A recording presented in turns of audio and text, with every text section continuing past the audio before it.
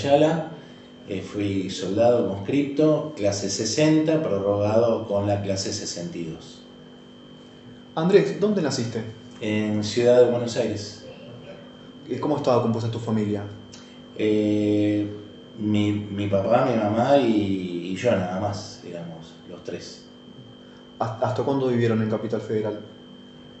Y yo me mudé acá a provincia en el año 88 aproximadamente.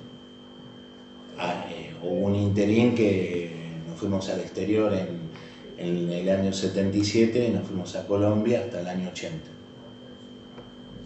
¿Y cómo fue esa experiencia fuera del país?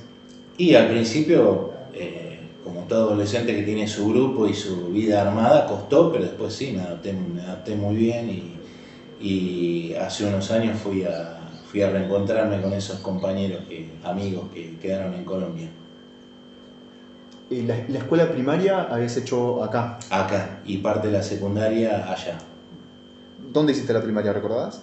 En el Ángel Gallardo, calle Ayacucho, entre Guido y Quintana. ¿Y esa escuela primaria, qué recuerdo tenés? Y recuerdo de muy buenos amigos que nos hicimos nuestro grupo y que salíamos y hacíamos de todo juntos.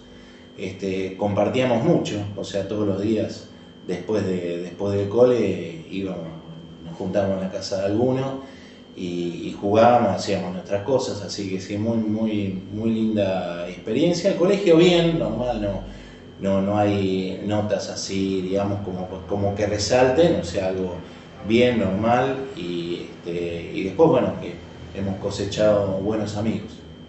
¿En qué parte de Capital vivías? Barrio Norte. ¿Y la escuela también de esa zona? Está a la vuelta de casa. Y es una ciudad muy distinta a la actual, que es esa de tu infancia, ¿o es parecida? A ver, ¿con respecto a qué? A lo edilicio, las calles, ¿cómo era esa? Ahí en esa zona se mantiene bastante como era antes, porque ya los edificios ya estaban, ya era una zona bastante acomodada, entonces hay muchas cosas que quedaron, está bastante parecido. Algunas cosas cambiaron, pero no mucho como otras ciudades, de repente como Ituzaingó o Castelar, que antes eran casa quinta o casas y ahora son todos edificios. Eso fue un cambio muy grande, en cambio allá no quedó. ¿Cuáles eran los juegos de ustedes en esos años de la infancia?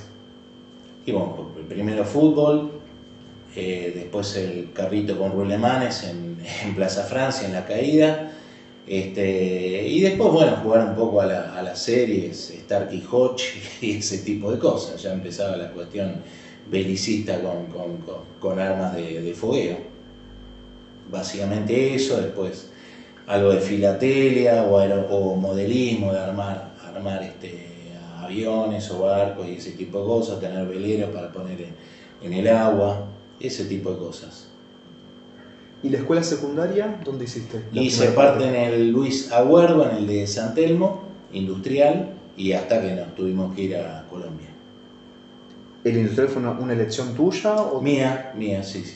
Sí, porque mi padre de corazón, o sea, mi padre original falleció cuando yo era muy chico, y mi padre de corazón era ingeniero y él siempre me ayudaba mucho a estudiar y bueno, como que uno quiere imitar, bueno, porque me gustaba, ¿no?, la parte técnica, y por eso elegí industrial. Me gustó mucho, la verdad, un nivel muy alto, pero me gustó mucho. Después en Colombia no había ese tipo de colegio y bueno, tuve que seguir bachiller, pero era de muy buen nivel también. La verdad que me sorprendí porque también estaba muy arriba, no era la paso de taquito. ¿Y esos años en Colombia cómo fueron? Y al principio nosotros vivimos en Barranquilla, que vendría a ser la cuarta ciudad, era como vivir acá en Ciudad de Mendoza, una cuarta ciudad. Bueno, al principio costó mucho calor, eso era el Caribe, el calor era muy fuerte, pero bueno, hasta que uno se va haciendo de amigos y bueno, la vida normal, del colegio, los amigos, las salidas. Y después ya pasamos a Bogotá. Bogotá sí me gustó, una ciudad que realmente me gusta mucho. Era una ciudad que estaba a 2.700 metros de altura, entonces era como un clima de primavera permanente. Muy linda ciudad, linda gente también, así que hicimos mucha afinidad y bueno, hace unos años volví por una situación que se dio de unos mensajes que aparecieron y dispararon que vuelva a visitar a mis amigos. Así que el reencuentro muy lindo, la verdad que fue yo le llamo el viaje mágico, fue maravilloso, cómo se dio todo. ¿Y en esos años cómo te imaginabas de adulto? Y de adulto no me acuerdo porque no tenía bien definido, me gustaban varias cosas, ¿no? Pero no tenía bien definido una cosa en concreto. O sea, yo quería seguir ingeniería y después por una cuestión, cuando volví, por una cuestión de equivalencia de materias y toda esa burocracia, terminé en sistemas, que también me apasionó. ¿Y cuándo regresaron a Argentina? Nosotros en el 80. En el 80 ya estábamos acá y en febrero en el 80 estábamos acá, en febrero del 81 ya me incorporo al servicio militar. O sea, en aquel momento, si vos no tenías servicio militar, no te tomaban en ningún empleo sin servicio militar y, digamos, se te frenaba todo. Yo tenía el título del exterior, tenía que validar todo. Ahora ya hay convenios, ya ahora es una cosa mucho más fluida. Entonces me tuve que poner a estudiar para dar las equivalencias y en el ínterin pude, bueno, arranco por sistemas.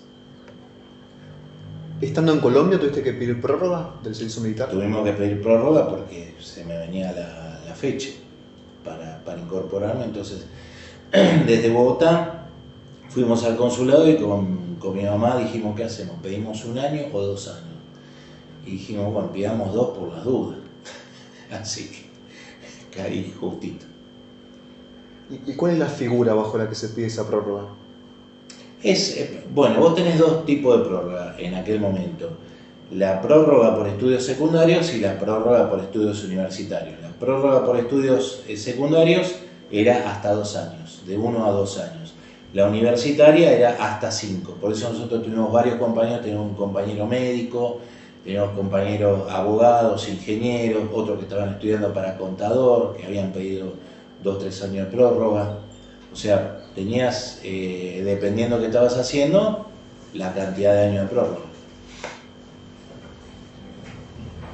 Y entonces a la vuelta ya te toca cumplir el servicio militar. No, y a la vuelta yo estuve 1 año, y en ese año no pude prácticamente trabajar, y con el estudio también estuve bastante frenado porque las equivalencias, o sea, costó bastante con el tema de los requisitos que pedían.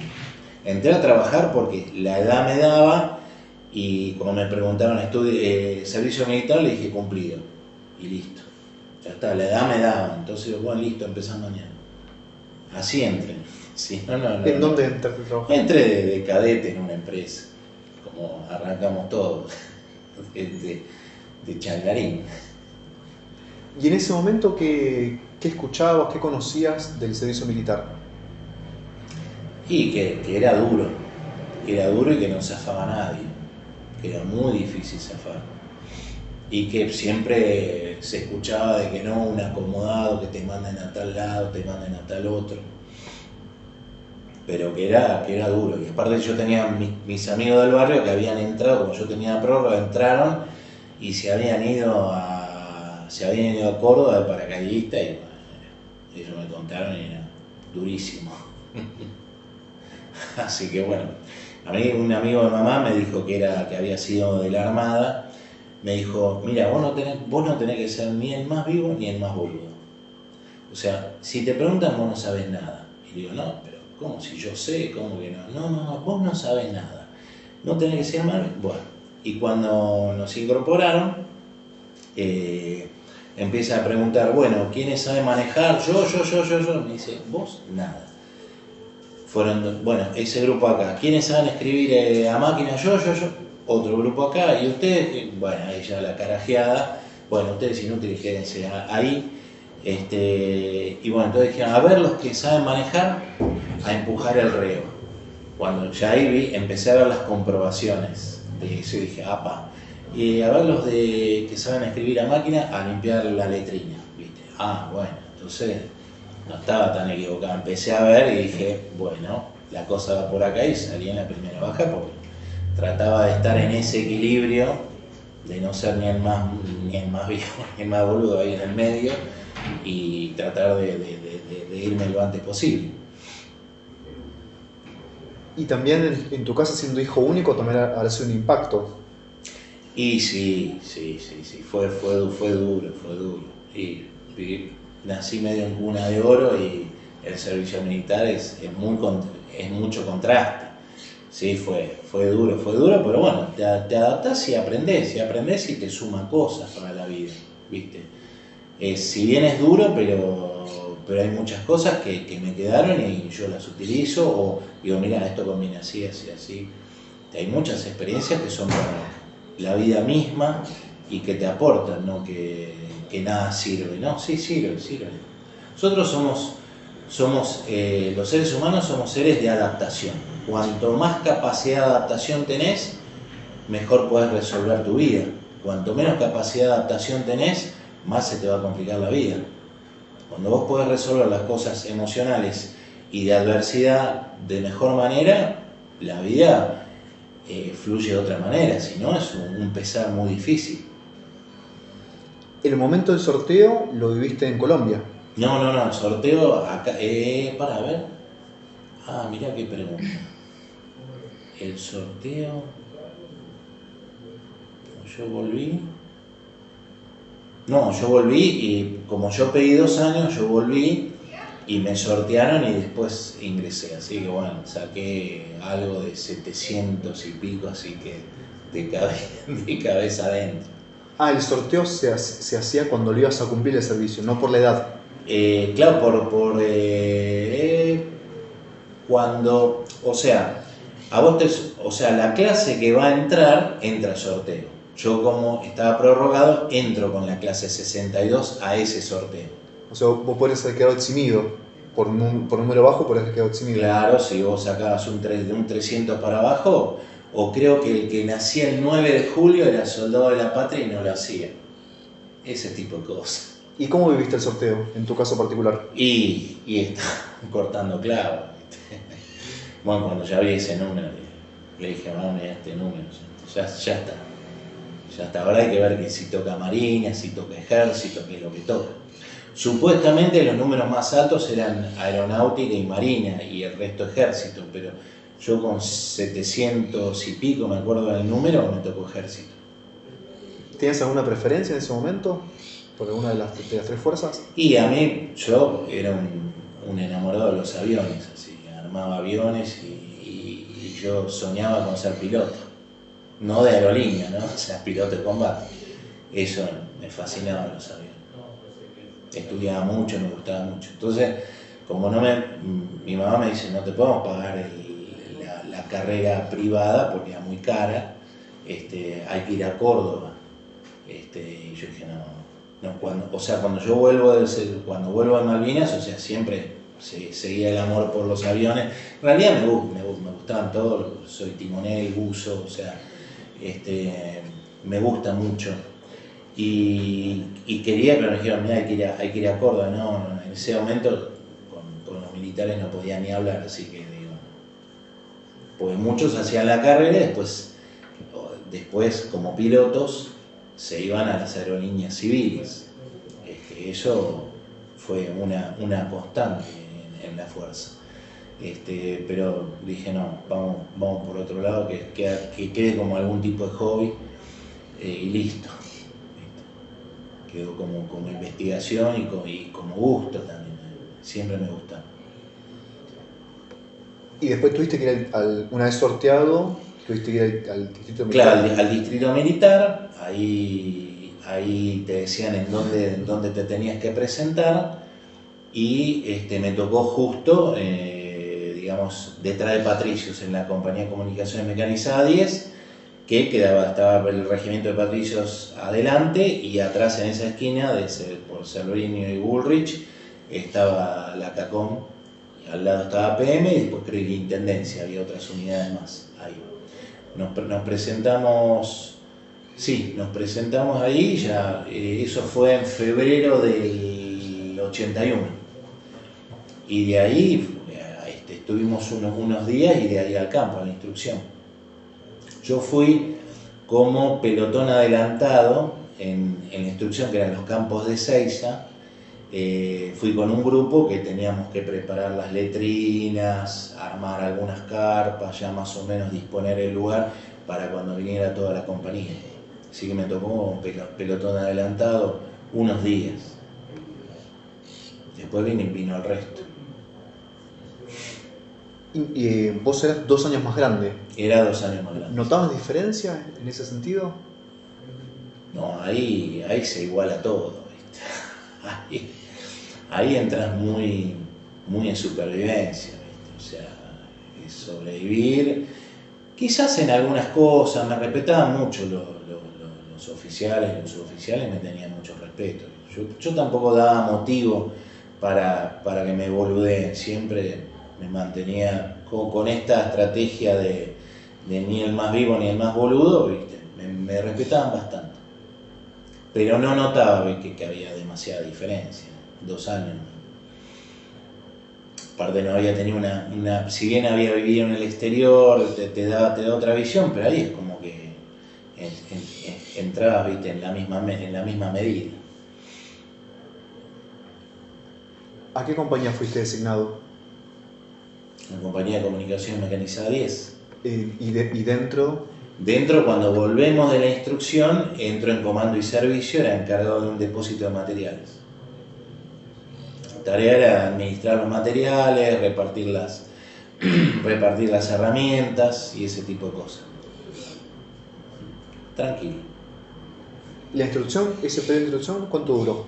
Y para mí, pues no me acuerdo bien, fue muy dura la instrucción, fue para mí larga, no sé si 1 mes y medio mínimo. Para mí fue 1 mes y medio, pero fácil, no sé si llegó a ser 2 meses. Fue dura, en nuestro caso, en el grupo que nos tocó a nosotros, fue bastante dura la instrucción. Pero es lo que yo le digo a muchos, ¿no? que despotrican. Digo, mira, si no hubiésemos tenido esa instrucción en Malvinas no duramos ni una semana. No hubiésemos aguantado nada. El general Thompson, en una entrevista que le hace Casanseu, él dice, no tenés que tener soldados inteligentes, tenés que tener soldados fuertes. Dice. Y yo ahí me enteré que, dice, nuestras tropas se han pasado a veces 2 y hasta 3 días sin comer en Malvinas, por los ingleses, ¿no? Dice, tenés que tener soldados, como él dijo, como dijo Napoleón, tenés que tener soldados fuertes, que puedan aguantar la adversidad. Entonces, bueno, el entrenamiento es para que uno aguante. Y se aguantó bastante. Obviamente hay maneras y maneras, se puede mejorar el método, pero digamos en definitiva en resultado se aguantó. Y después de ese periodo de instrucción, la vuelta a la compañía. Y bueno, ya por lo menos ya había cama, ya era otra cosa, pero igual, o sea, el rigor siempre estuvo, no es que bueno, llegan a la compañía y ya ahora están en un periodo más suave, no, el rigor seguía, la disciplina seguía en cada momento, las manijas en todo momento, o sea, se mantenía el sistema, ¿no? ¿Cómo era un día tuyo en ese momento? Y bueno, nos levantábamos, depende si era, porque ellos tenían 2 periodos, el invernal y el de verano. El de verano arrancaba en la primavera más o menos. Entonces en el invierno nos levantábamos a las 7 y digamos cuando tipo primavera a las 6. O sea, había 2 horarios.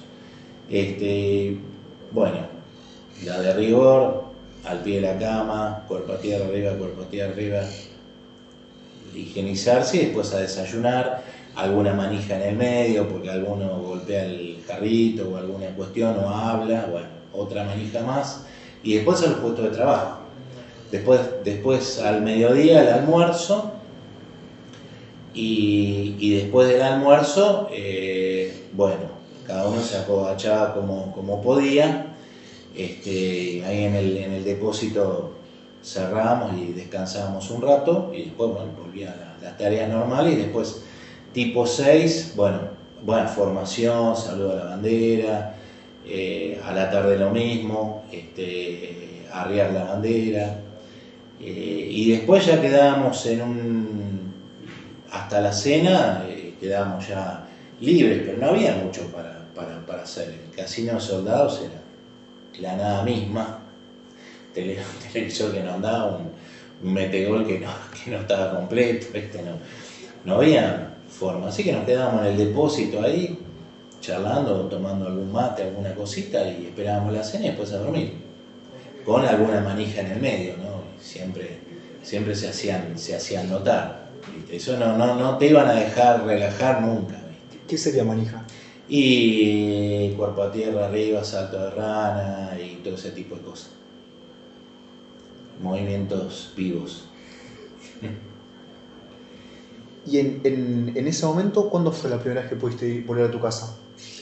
Cuando estábamos en instrucción nos dejaron salir un día, un fin de semana creo que fue. Salimos creo que al mes, más o menos. Bueno, la familia podía... Creo que los primeros 15 o 20 días no tuvimos visita, yo no me acuerdo muy bien, no quiero decir cualquier cosa, pero la familia venía el domingo ahí al campo, y había un lugar donde, bueno, estábamos con la familia, un rato comíamos, compartíamos, y después hasta que se tenía que retirar la familia, estábamos unas horas, un buen rato. Y después cuando volví a la compañía ya entrábamos en el régimen del Franco los fines de semana, y había, que a veces se daba, a veces no, de salir un miércoles. Salías un miércoles a la tarde y volvías a la mañana temprano. No era todo el miércoles, era ponele tipo, terminás tus actividades, o después, no me acuerdo bien, pero había un pedacito de Franco los miércoles. Pero era raro, no salíamos nunca los miércoles. No se daba eso. Y yo veía que patrillos o todos, que cuando nosotros estábamos arriando la bandera, ya veías que todos se iban de Franco a las otras unidades y nosotros nos teníamos que quedar, y eso era durísimo para todos. Era muy duro, queríamos salir. ¿Tenían comunicación con estos otros regimientos? No. Estaban cada unidad separada y cada uno lo suyo. No teníamos contacto prácticamente con otras unidades. Salvo que te manden en comisión a algún lugar o alguna cosa, pero por lo general no. ¿Y te fue a visitar tu familia en el periodo de instrucción? Mi mamá sí, siempre. La vieja firme como siempre, sí. Creo que venía ella sola. No sé si venía, porque también era limitado, creo que eran solamente los padres, o hay hermanos y nada más, no se pedía mucho volumen de gente, aparte no había era el pasto, o sea, sentate en el pasto y listo, no es que había algo preparado, no, era rústica la cosa, pero bienvenido, era lindo, y bueno, uno podía estar y podía comer otra cosa. Así que sí, se disfrutaba ese momento. Lo triste era, bueno, se terminó el horario de la visita, bueno, ¿qué va a ser? Como todo, ¿no? Y en los Francos tenías la ventaja de vivir muy cerca. Estaba cerca, yo sí, tomaba un colectivo, me tomaba el 60 y estaba ahí nomás. Así que sí, estaba bastante cerca. Sí, así que eso sí, se salía y ya estaba al toque. Había compañeros que, por ejemplo, si le tocaba un día nada más de Franco, no salían porque vivían en Ezeiza, entonces no se iban. Otros que vivían en la provincia, teníamos uno de Mendoza, que bueno, se quedaba. No. Había gente que vivía en zona sur, medio lejos, y depende del tipo de Franco, se quedaba. Entonces, lo que hacíamos muchas veces eran los que no se iban a ir si uno estaba de retén, no de guardia, pero si estaba de retén es que vos estás medio armado, en la compañía no estás de guardia, pero estás como de apoyo a la guardia. Entonces podíamos arreglar con alguno que no se iba, che, tomá, quédate de retén, yo me voy. Y hacíamos medio esos arreglos, ¿viste? Los que no se iban, se quedaban, tomar armamento, una pasta frola y, y listo, yo me voy de franco. Sí, había que dejarles algo, ¿no? Era dura la cuestión, ¿viste? Era difícil. Andrés, y te tocó la primera baja, nos decías. Me tocó la primera baja porque me ascienden a dragoneante, creo que en octubre más o menos. Nos nombran creo que a 10, 12 soldados por buena conducta, ascienden a dragoneante y entonces ser dragoneante te aseguraba salir en la primera baja. Nosotros y otro grupo más que no eran dragoneantes, pero que por buena conducta salgo en diciembre. ¿Y cómo fue finalizar el servicio militar? Bueno, yo como había vivido en Colombia tenía una amiga que se fue a Perú y tenía de mis amigos en Buenos Aires uno que se fue a Perú. Entonces le dije, mira, llevale esto, le digo, es buena gente, estate, digamos, porque él iba solo, se iba con la mamá solo por el servicio diplomático. Y bueno, resultaron teniendo un hijo y me nombraron padrino. Entonces la madre, que todavía estaba en Buenos Aires, la madre de mi amigo, me dice, mira, te nombraron padrino.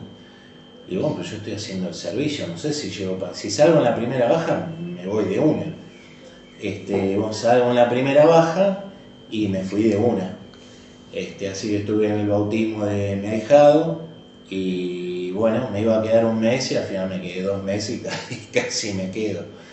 Y bueno, después cuando vuelvo empecé a estudiar y estaba haciendo empezando a trabajar y de ahí, bueno, cuando me entero por el diario de que la recuperación de las Malvinas, eso fue el 2, el 5 ya me llaman de la compañía, me dicen se tiene que presentar. Y ahí nos llamamos con otros compañeros que también se habían ido de baja, che, ¿te llamaron? Sí. Y bueno, y ahí fue una decisión difícil porque bueno, yo era hijo único de madre viuda, pero no habíamos hecho el trámite, ¿viste? Porque ahí se corría la bola que pues yo no era sostén de familia, entonces no cabía. Pero esto ya era otra cosa. Y me ofrecen si me quería ir del país y le dije no, yo le dije bien claro a mi hija, yo juré por la patria, no por la junta militar, yo quiero estar con mis compañeros, no aguantaría no estar, no sabemos qué va a pasar, pero quiero estar con mis compañeros. Mi hija respetó la decisión y me fui a la compañía. Cuando voy a bajar por el ascensor, o sea, estas cosas, o sea, me bajaron de algún lado, yo no es que las había pensado. Le digo, tengo 4 cosas para decirte. Le digo, los ingleses van a venir, y vos los conoces bien, porque mi mamá era artista, ella vivió en Inglaterra, en Estados Unidos, conocía, le digo, los ingleses van a venir, digo, conozco mi número de fusil, y bueno, esperemos que funcione. Conozco a mi jefe de compañía, es la peor persona que puede existir. Voy a pasar hambre y frío, pero voy a volver. Esas 4 cosas. Y se cumplieron.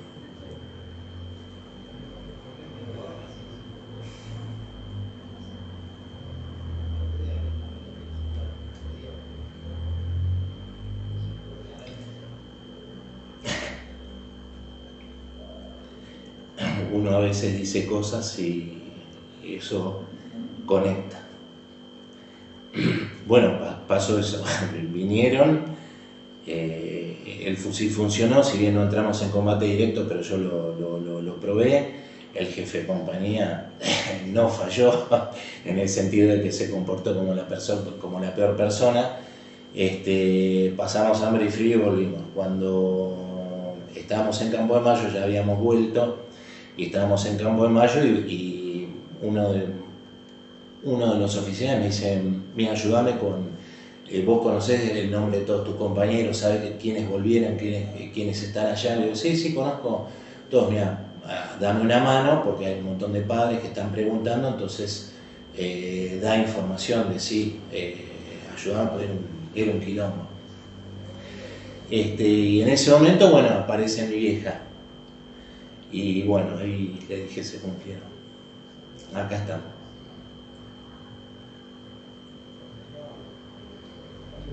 Bueno, de ahí estuvimos 2 días más o menos, nos mandaron a la compañía y en el mismo momento, bueno, era todo un revuelo, estaban los padres, venían otros papás, che, fulano está, no está, le digo, está, quédate tranquila, está, yo cuando me fui él estaba, no, ya terminaron, los combates ya terminaron, así que él estaba, yo tenía que hacer de interlocutor de quién estaba, quién no estaba, quién había venido, quién no había venido. Y bueno, volvemos a la compañía y estaba mi vieja y un amigo, que ese amigo había hecho el servicio, pero después a él lo mandaron a otro lado, entonces no vino con nosotros, pero él vino a recibirme. Y bueno, de ahí nos mandaron a casa. Y dijeron, bueno, tal día vengan para ir tramitando la baja y todo eso. Así que después, bueno, fue un trámite de ir y venir, algunas situaciones incomprensibles.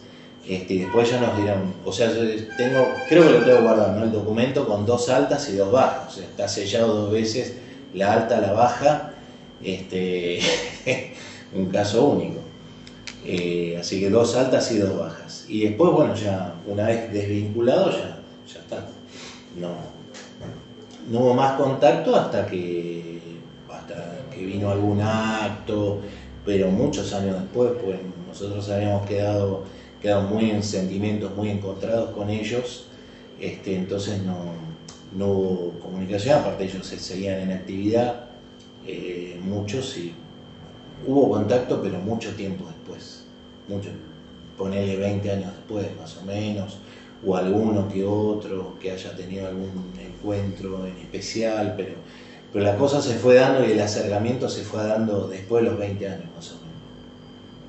Ahí hubo, tal es así que hay centros que no aceptan militares de carrera y otros centros que sí. En un principio ninguno. O sea, en un principio no. Los centros eran solamente de soldados. Después, bueno, con el tiempo algunos abrieron el juego y también los militares también armaron su centro. A medida que se iban dando de baja, cada uno fue armando su organización. ¿Cómo fue ese reencuentro con los compañeros en la compañía? Después del 5 de abril. Y bueno, había, las cargadas, ¿viste? Tuvieron que volver, que esto, que lo otro. Ahí nos gastaron porque volvimos. Hay que cortarse el pelo, ¿viste? Sí, fue medio una gastada, pero bueno, después ya entramos todos en sintonía de nuevo y bueno, y ahí nos encontramos de que estábamos. Yo estaba seguro que íbamos a Malvinas, no sé por qué, pero yo estaba segurísimo. Así como esas cuatro cosas que le dije a mi vieja, quizás me la bajaron del cielo, porque yo no es que había premeditado alguna cosa, me surgieron así espontáneamente. Salieron así y se cumplieron así. ¿Se te asignó el mismo rol, el mismo lugar que cuando No, ahí ya fue distinto porque, digamos, no es que teníamos un depósito, sino que teníamos los materiales de construcción alámbrica y no estaba con los equipos de radio. A mí me tocó con los equipos de construcción, de cablear, hacer las comunicaciones vía cable. Entonces, bueno, había que caminar mucho, transportar equipo a pie y el aeropuerto creo que quedaba 2 kilómetros, me parece, 2 kilómetros y pico, todo.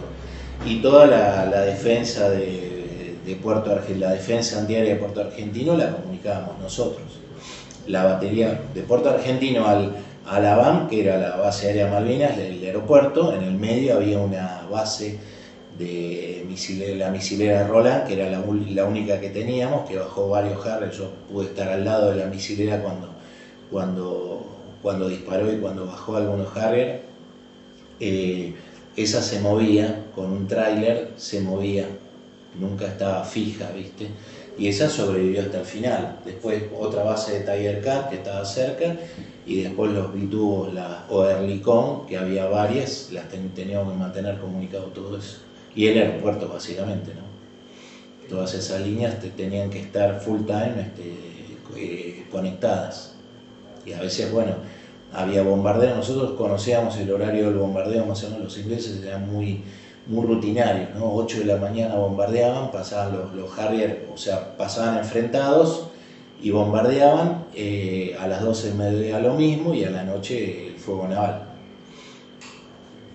Así que la tarea cambió, empecé a hacer cosas pero tampoco era una tarea difícil, era tirar cable, enmascarar en lo posible y después conectar, y el teléfono, digamos, con la bobina. ¿Cómo fue la noticia de que iban a Malvinas? Estando en la compañía, ¿cuándo No, llegó? nunca nos dijeron que íbamos a Malvinas. No, creo que nos dijeron, creo que en Río Gallegos, cuando ya nos dieron equipo. Yo por suerte nos dieron equipo borceguíes de montaña, que aguantaron bien, y equipo satinado, y ahí creo que nos dieron el Duvet. Ahí nos terminaron de equipar en Río Gallegos, y de ahí partimos para Malvinas. Ahí nos enteramos. Antes no sabíamos a dónde iban. O sea, de mi compañía nos llevaron al Palomar, de ahí fuimos en un 707, bajamos en Río Gallegos, y de Río Gallegos en una chancha, en un 737 de aerolíneas. En eso viajamos sin asiento, ¿no? Porque si no entraba. ¿Recordás aproximadamente cuántos fueron de la compañía a Malvinas? Y la gran mayoría, hubo, no sé si fueron 17 o 18 clases 63 que tuvieron que cubrir los de la clase 62 porque se habían casado, o uno que vivía en Mendoza tardó en venir y tuvo que venir otro para cubrir el plantel. La cantidad eran, no sé si fueron 17 o 18 de la clase 63 que cubrieron a los... Claro, de nuestra clase, bueno, creo que la gran mayoría pues se había o casado, bueno, uno porque estaba viviendo lejos y no llegó a tiempo, y uno que venía, falleció en el camino, falleció la madre, entonces se volvió. Así que no sé si ese lo cubrieron o no, pero no sé si en Río Gallegos, cuando ya estábamos en Río Gallegos, lo llaman y avisan de que murió la madre, entonces bueno, quedó exceptuado. ¿Y en total entonces cuántos eran? Éramos aproximadamente casi 200 la compañía. Entre soldados y cuadros. Ahí me mataste. Creo que todo completo era algo de 200 la compañía. ¿Y cómo fue llegar a Malvinas? ¿En qué horario Llegamos a la llegaron? noche. Llegamos a la noche y bueno, tuvimos que acampar porque nos dijeron vamos a acampar acá en el camino, y bueno, ahí ya el equipo que me habían dado ya estaba mojado, así que bueno, ya empezamos con adversidades. Bueno, pasamos la noche, todavía no hacía mucho frío, o sea que se toleraba bien. 13 de abril llegaron. El 13 de abril llegamos a la noche, y al día siguiente, cuando preparamos el equipo, íbamos marchando del costado del aeropuerto para Puerto Argentino. El paisaje era una cosa impresionante, la hermosura. Era el cielo, veías celeste, las nubes blancas, el verde de la isla, el mar. Era una cosa impactante, de bonito cuando salimos, muy soleado. Bueno, por lo menos el recibimiento fue agradable. Y después obviamente el clima fue cambiando, ¿no? Y de ahí cuando, estando en el aeropuerto, lo fueron dividiendo, ¿cierto? A la compañía de comunicaciones. ¿O estuvieron todos juntos? Nosotros, o sea, teníamos un cuartel general que era en el Stanley House, en el Tom Hall, que era un teatro, el teatro de... Ese lo tomamos como centro de operaciones, ahí teníamos radio, el comando de la compañía, que era el jefe y los oficiales, y teníamos el equipo, y abajo habíamos hecho los pozos nosotros. O sea, hicimos los pozos en la ladera que daba a la bahía. En eso ahí empezamos a construir los pozos. Y podíamos dormir en el teatro o en el pozo, dependiendo. Ya los últimos días en los pozos. O sea, estábamos todos a la noche te dejaban entrar nada más por lo general o a cambiar equipo. Y después estábamos todos los días en el pozo. ¿El pozo para cuántas personas era? Y depende. No era el pozo reglamentario, el pozo de zorro, o sea, nosotros hicimos un pozo que entrábamos como 6 o 7 más o menos. Hicimos un pozo grande, con chimenea para cocinar algo, para calentar. Y había otros pozos que eran más chicos, que eran para 3, para 2. Depende, no había una indicación de tamaño. Nosotros hicimos en base al grupo de comunicaciones que laburábamos juntos, hicimos para ese grupo. El grupo de trabajo. El grupo de trabajo, claro. Ahí hicimos. Después, bueno, tuvimos nuestra diferencia y yo me fui a otro pozo. Teníamos nuestros quilombos, nuestras diferencias y bueno,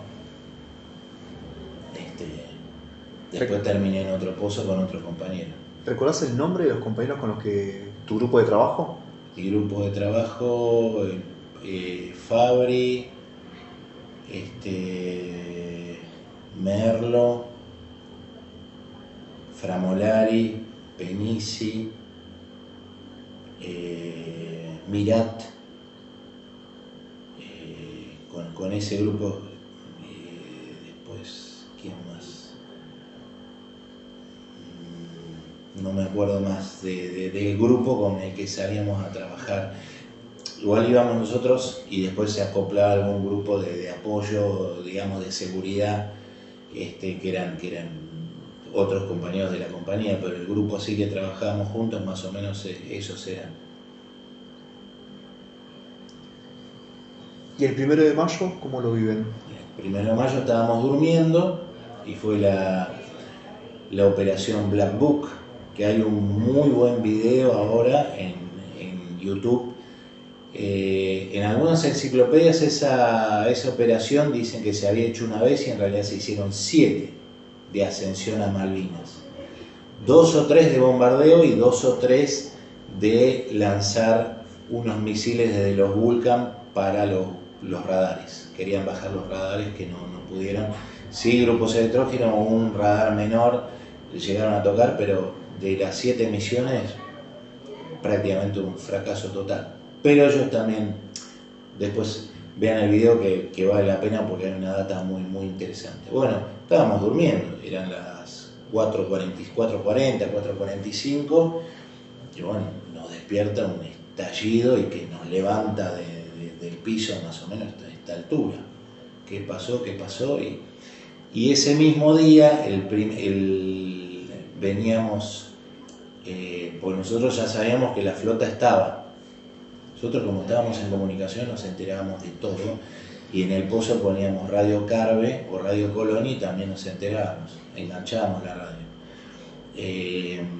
Y como es, bueno, nos levanta y bueno, ahí empieza el zafarrancho de combate y a tomar posiciones. A nosotros nos mandan al correo que estaba abajo, tomar la posición del correo y de una ventana, bueno, ya con el fusil preparado ya para intervenir.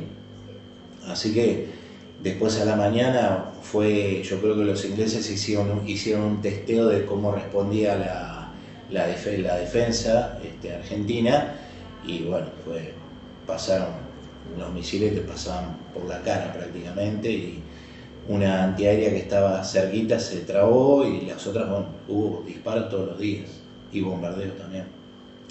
Y ahí me tocó ver cómo un Mirage argentino, que justo entra en un corredor de Harrier, él venía haciendo vuelo amigo, porque yo lo vi de la ventana, venía haciendo vuelo amigo y la antiaérea lo despedazó. No me acuerdo el nombre del piloto, que se eyectó, no sé si se alcanzó a eyectarse, pero falleció. Y era un avión de propia tropa. Entró en un corredor y bueno, primero todos estaban contentos, y yo dije, no, era un avión de propia tropa, no era. Y bueno, todos me empezaron a cuestionar. Yo, enfermo de los aviones, conocía bien. Le digo, un avión con ala delta no despega de un portaaviones de 200 metros de lora.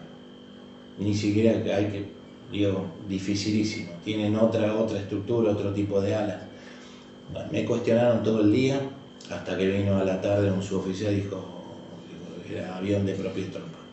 Ahí me empezaron a tomar en serio, y me empezaron siempre a la tarde hacíamos como una conferencia que nos juntábamos, pasó esto, pasó, y ahí me preguntaban, che, esto, aquello, lo otro. Ahí me empezaron a tomar en serio, este tipo algo sabe de armamento. Sí, tenía mucha ficción por armar aeromodelismo y barcos y de todo, y enciclopedias y mucho. Siempre me gustó, y cuando terminé la guerra. Así que bueno, así arrancó. ¿Y cómo fue ese impacto de la guerra real? Ahí empezó la guerra realmente. Ahí empezó, y mira, uno ahí es como que se pone en situación. No es que, digamos, es como que entras en esa, te pones a la altura de las circunstancias y te vas moviendo en base a lo que va pasando, básicamente. Bueno, empezó esto. Así que bueno, día tras día iban pasando cosas, y sí, ya los últimos días, que ya vos veías que gente venía del frente, me anoté, inclusive vino un compañero nuestro con un cuadernito, decía, estamos anotando voluntarios que quieran apoyar al frente, y yo me anotaron. Nunca no nos llamaron, pero yo me anoté. Y estaba como muy mentalizado para esa situación, pero ya los últimos días, creo que el 11, bueno, ya habían matado a nuestro compañero Ignacio Indino el 11 de junio, los últimos días, en un bombardeo, y creo que la última carta de mi madre llegó más o menos por esa fecha, y yo la leí 2 veces. Dije, no, de esta no, sentía que no volvíamos, por cómo venía el bombardeo, cómo venían con todo, y venían apretando más y más y más. Digo, me parece, la leí 2 veces, pues sentí, digo, me parece que de esta no volvemos. Entonces ya al final se sentía difícil la cosa. Cuando ya estaba creo que el 14, nos distribuyen en unos lugares, porque íbamos a hacer la defensa en Puerto Argentino, y nos llevan a un lugar, digamos, como para poder emboscar. Y nos quedamos ahí, y bueno, y veíamos que replegaban tropas, bueno, humo negro, bombardeo, las tropas se replegaban, pasaban y decían, larguen todo y rajen de ahí, que qué sé yo, estábamos, dijeron, bueno, ya la veías que ya faltaba poco para el desenlace. Y bueno, en ese momento nos vienen a buscar, dicen pongan seguro en el fusil y vengan conmigo. Nos vino a buscar un teniente de mi compañía, el teniente Barreiro, y nos llevaron, y justo ahí nos pasa por arriba, y yo después me enteré que era el helicóptero donde venía Jeremy Moore, porque era un Sea-Link, yo ya lo había identificado, tenía el seguro en el fusil, pero mientras iba caminando simbólicamente hago clic, clic, clic, clic, clic con seguro puesto, ¿no? Si llegaba a bajar ese helicóptero, creo que no vuelve nadie. Y después me enteré que era el helicóptero donde venía Jeremy Moore para hablar con Menéndez y armar el armisticio. Y ahí, bueno, nos metieron de nuevo en la compañía, nos dijeron saquen cargador, saquen munición de recámara, y nos quedamos ahí, pero no nos decían qué pasaba. De pronto no se escuchaban más bombas, no se escuchaba nada, y de repente no nos informaban de nada, y estaba de guardia a la noche y vi ingleses por la ventana a la distancia, y yo ya, no hay que tirar. Digo, ¿cómo que no hay que tirar? Digo, no, hay un armisticio, hay un armisticio, así que nadie tira. Y ya empezaban a deambular, pero ya estaba como loco,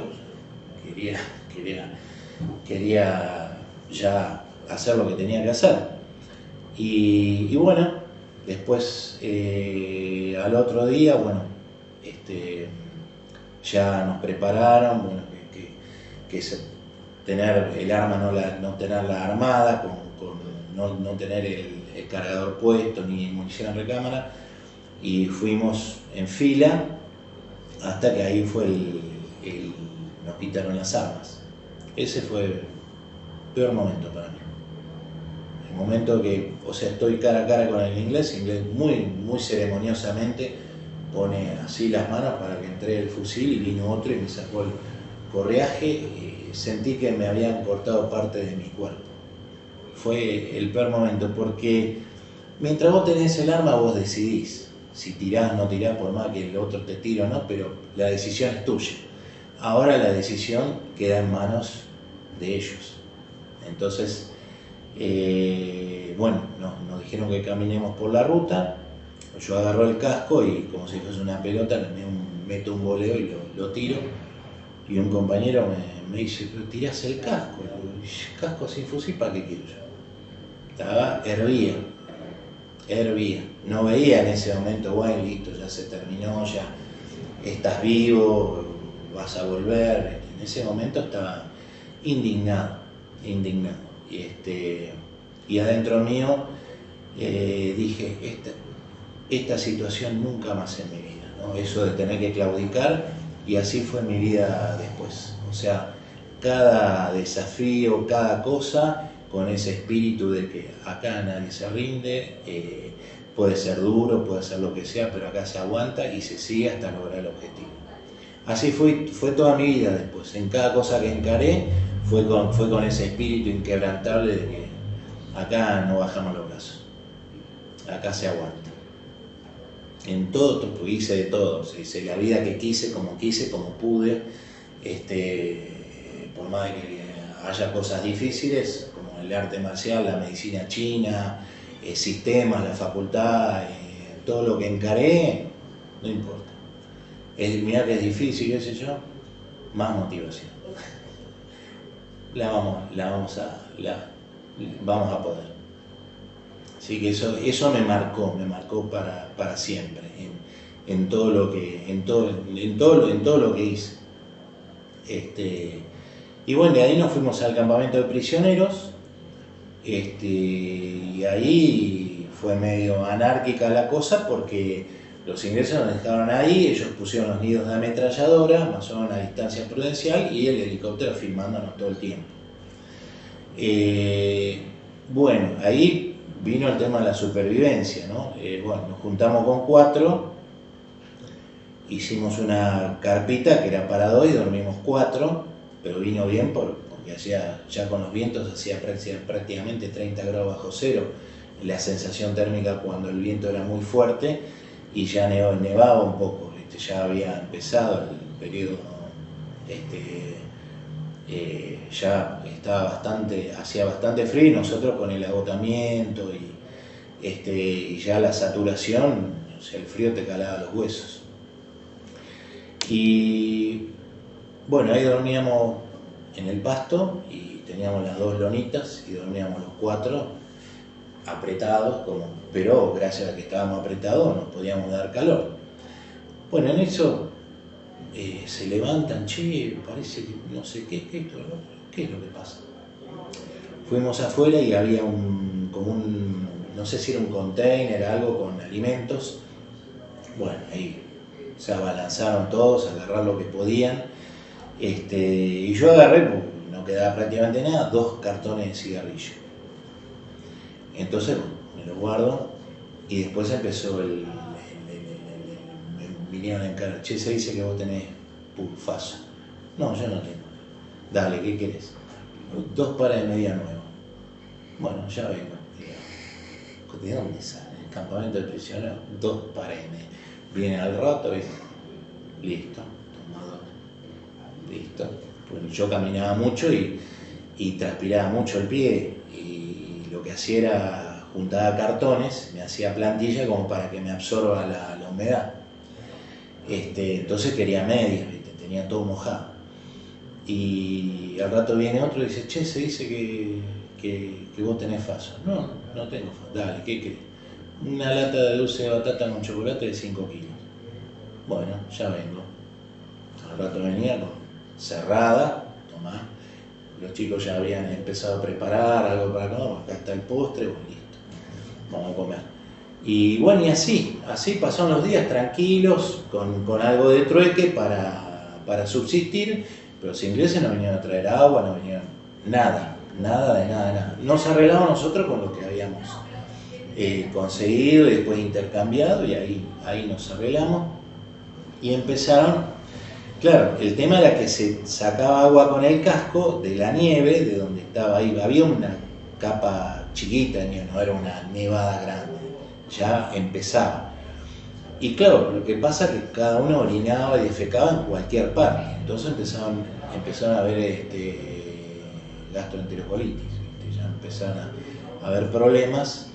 Y bueno, justo está el Bahía Paraíso y a eso de los 5 o 6 días más o menos arman un grupo para ir al buque, hospital, y el teniente Barreiro me llama, dice, allá usted también se va. Y digo, pero yo no estoy herido, no estoy enfermo, no tengo nada que ocupe el lugar, uno que está en malas condiciones. No, usted se va igual. Pero yo me quedé y dice, usted estuvo muy bien en la instrucción, cuando arrancamos en la instrucción en el campo, cuando empecé el servicio, usted estuvo muy bien en la instrucción, muy bien en la compañía y muy bien en las misiones, así que usted se va.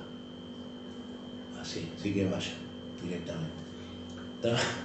Me acuerdo que fui a agarrar mis cosas y mis compañeros se quedaron y dicen, ¿te vas? Y si me dicen que me vaya, yo me quedaría con ustedes, pero me dicen que me tengo que ir. Así que se quedaron todos mirándome, avisa. Digo, obvio, aviso a todos, más vale. Y bueno, y ahí vamos caminando para Puerto Argentino y lo tuve que ayudar a un compañero, Alfredo Pucci, que estaba con gastroenterocolitis y venía muy mal. Entonces él venía caminando y yo lo agarraba del dubón, él medio se apoyaba, ponía las manos en los bolsillos, caminaba y se apoyaba. Yo llevaba mi bolsón y lo llevaba a él apoyado, íbamos caminando y lo llevaba. Él se reclinaba para atrás, caminaba como podía, ponía la mano en los bolsillos y como podía iba caminando. Y bueno, hasta llegar al Bahía Paraíso, estaba como varios compañeros que se ve que se intoxicaron con el agua contaminada. Aparte que podía haber también restos de bombas y ese tipo de cosas, no solamente materia y orín, sino que podía haber pólvora u otras cosas. Después en el aeropuerto también desactivamos granadas por motu propio. Hubo uno que entró, se subió un pucará y agarró la palanca de eyección, lo tiró y le amputó un brazo. Y veíamos que podía pasar cualquier cosa. Había municiones, había granadas, los ingleses ni las habían visto. Era un descontrol, entonces dijimos, che, vamos a sacarle tren de fuego a esto. desarmábamos las granadas, sacábamos el tren de fuego y las desactivábamos, porque no iba a faltar alguno que por alguna razón quiere hacer algo y terminábamos en tragedia. Así que desactivamos unas cuantas, y inconscientes, porque los comandos tiraron su ropa ahí y nosotros nos llevamos ropa de ellos. Y menos mal que no pasó nada, pues llegabas a tener esa ropa, sabían que eras comando, te tenían, te hacían el interrogatorio, y como varios que se fueron, volvieron recién al mes, después tuvimos un compañero, Mastoris, que se quedó, vino en la última tanda, con el último grupo de soldados oficiales y suboficiales, se quedaron un mes. Yo como mucho me quedé una semana, imagínate, un mes. Así que bueno, nosotros, se ve que cuando me revolearon el bolsón con todas las cosas, y no, el equipo lo tenía, porque yo volví con esa ropa. O sea que la debía tener puesta abajo y no me la vieron, de casualidad. Si me veían vestido con esa ropa, sonaba ahí. Eran así tropas especiales, chao. En uno de los cuestionarios, que cuando viste, en el regreso que vamos por la ruta a Puerto Argentino, te iban parando y te iban revisando, y en una de las paradas me preguntaron qué cargo tenía o qué hacía. Le digo, comunicaciones. Tenía un inglés muy rústico yo, pero bueno, ellos entendían. Entonces decía, y me dice radio, y me dice el modelo, y le digo, no, only lines. Me mostraba como que tenía only lines. Radio no, ok, go. Sí. Me dio como decía, no sé si me estará chamullando o qué, pero le decía only lines, no, radio no. Y de hecho yo no toqué ninguna radio, solamente el teléfono a bobina. Y bueno, ahí nos tuvieron en el embarcadero, y después había un barquito que nos subíamos en ese barquito, se arrimaba al Bahía Paraíso tiraba una red, y ahí nos subimos más o menos. El barquito era mucho más chico que el Bahía Paraíso y había una diferencia, y ahí bueno, más o menos nos fuimos embarcando, y cuando te embarcabas ya te daban ropa. Nos dijeron que tiráramos toda la ropa en un lugar, y te preguntaban si tenías diarrea o vómito, entonces ya te medicaban directamente. Así que bueno, el Bahía Paraíso impecable, a pesar de que dormíamos en el hangar, en el piso, impecable todo. La comida, el trato, cómo estaba climatizado el barco, el Bahía Paraíso, una maravilla. Así que bueno, ahí ya empezó la vuelta. Y bueno, yo como ya era timonel, conocí un poco de navegación y los efectos de la navegación, y había yo desde el hangar abrí una puerta y miraba a ver cómo venían las olas, y las olas eran como de 10 metros de altura más o menos, pues llegaban prácticamente a la borda del barco. Veía que estaban ahí, y dije, uy, esto sí que... Pero era un barco preparado para esas aguas, ¿viste? Un barco de viajes antárticos. Y algunos compañeros, yo quiero ver, no vayan a ver. No, pero yo quiero ver, no vayan a ver.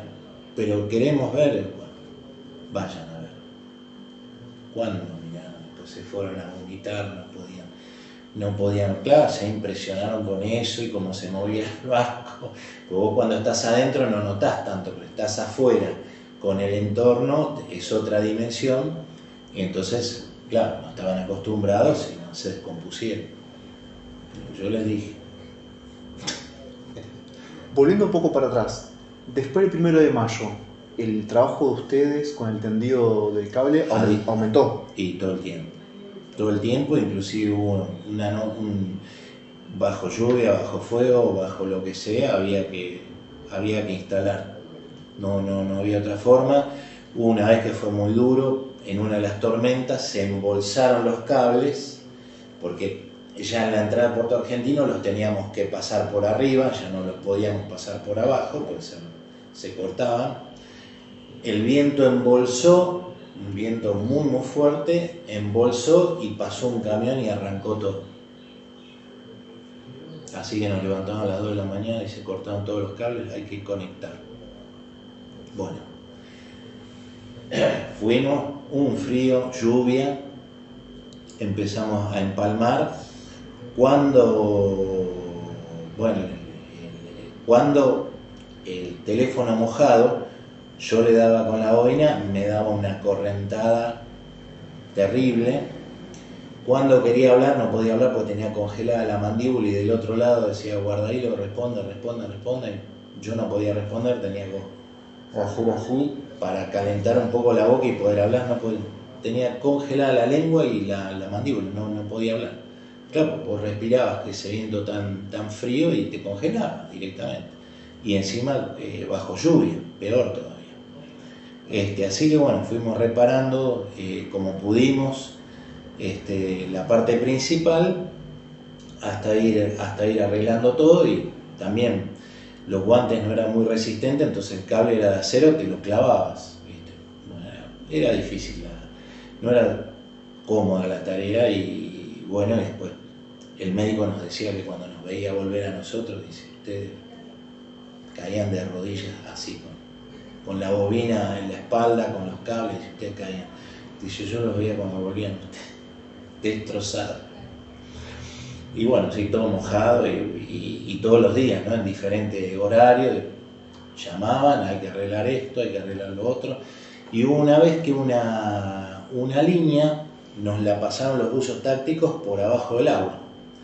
Para no pegar toda la vuelta de cable, dijeron, vamos a pasar por acá, y estaban los buzos tácticos, estaban en el agua con el equipo, pero yo los veía rojo, o sea, tenían equipo, pero imagínate, ahí el agua era muy fría, y nos pasaron el cable por abajo a la otra orilla. La verdad que nos hubo terrible, impresionante.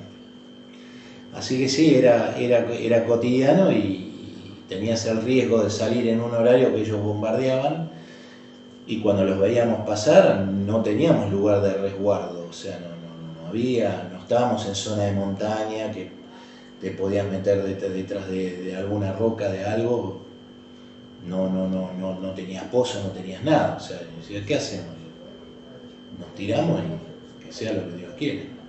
Pasaban los Harrier y los aviones argentinos también pasaban, pues obviamente estábamos en zona de aeropuerto, así que había mucha actividad, y siempre tratábamos de ver el horario de escaparle al mediodía, porque sabíamos que los Harrier no arrancábamos tan temprano a salir, salíamos después del primer bombardeo de la mañana, ahí donde arrancaba la actividad, y tratábamos de volver antes del mediodía, antes que venga la otra tanda de Harrier a bombardear, o si no salir después, pero bueno, a veces no se podía, o sea, hay que ir ahora. Sabíamos que estábamos completamente expuestos, pero bueno. ¿Qué distancia aproximada cubrían con el cableado? Y un radio más o menos, o sea, no era un radio circular, ¿no? Pero eran 2-3 kilómetros para un lado, después se zonificó, ya a otra zona no íbamos, pero más o menos 3 kilómetros a la redonda. Era lo que nosotros básicamente cubríamos. Y todo a pie. O sea, todo a pie, y a veces íbamos dos con una bobina la bobina era de 50 kilos, y llevaban una camilla de metal, o sea, tenía este soporte, después se ponía así, y la llevábamos así. Y a veces el viento era tan fuerte que teníamos que caminar de espalda, de frente no podíamos avanzar por el viento, íbamos de espalda, medio inclinado para atrás para poder caminar, era durísimo. Imagínate caminar kilómetros con el viento y 50 kilos entre dos. ¿De cuántos metros era esa bobina? Y era una bobina de las grandes, una bobina ¿Cuántos metros? No sé, tenía, pero alcanzaba, eran kilómetros de cable. Y aparte siempre íbamos con la bobina llena, no íbamos con una bobina. Teníamos otras bobinas más chiquitas que podías armar y las podías llevar en la espalda. Pero esa, la grande, iba llena siempre. Por si hacía falta o venían y te indicaban de que había que ir a otro lado, el material tenía que estar. ¿En algún momento peligró que estuvieran sin quedarse sin cable? No, siempre hubo cable. No, nunca hubo una alerta de que no tenemos más material. No, cable siempre hubo, los teléfonos había. Las radios, o sea, yo no las manejaba, pero las radios, bueno, estaba el centro principal de comunicaciones, que ahí sí estaban todas las radios, que de hecho hay un video que salió hace muy poco que hace porque no es un video de realidad, sino que lo hacen con 3D, cómo atacaron a la central de inteligencia, que el misil nos pasó a 3 metros de la cabeza. Fue una operación quirúrgica que los ingleses hicieron y menos mal no le pegaron al centro de comunicaciones, que ahí estaba todo.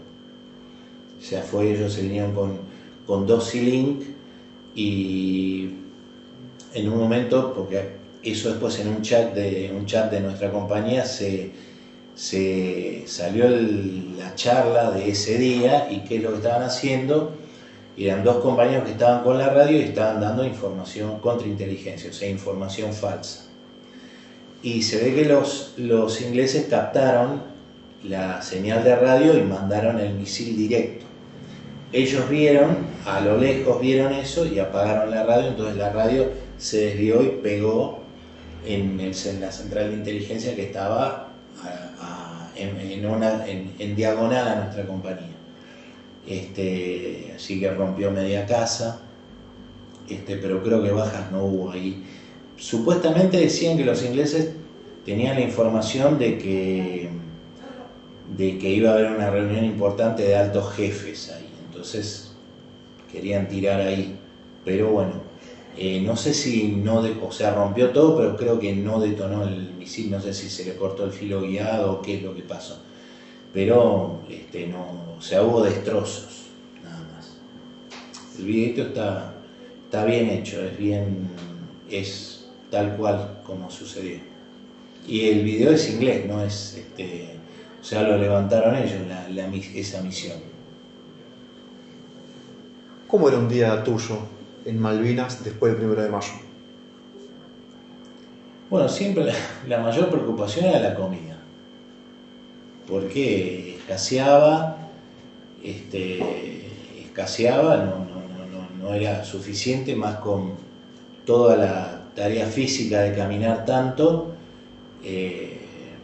siempre se recurría a tratar de encontrar de alguna manera, de sacar de alguno.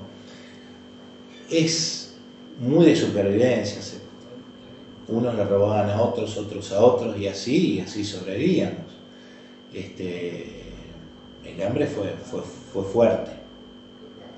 Pero es una característica básicamente de muchas guerras, o sea, frío, calor y hambre, eso es lo que pasa siempre. Por eso la Segunda Guerra Mundial los alemanes tenían 7 tipos de raciones diferentes. Por eso la famosa ración de hierro era la ración de mayor calorías porque era para la gente del frente. La gente de logística tenía raciones más reducidas, no era todo igual. Pero bueno, era todo un tema. El tema de la comida era la preocupación básica para nosotros.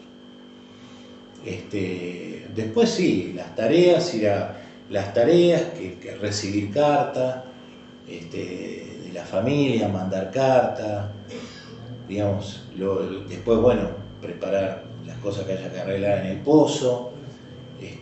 Básicamente lo cotidiano, las noticias, que uno se iba enterando de cosas por la radio o por las filtraciones que nosotros escuchamos, como estábamos en comunicación, nos enteramos de todo, absolutamente de todo.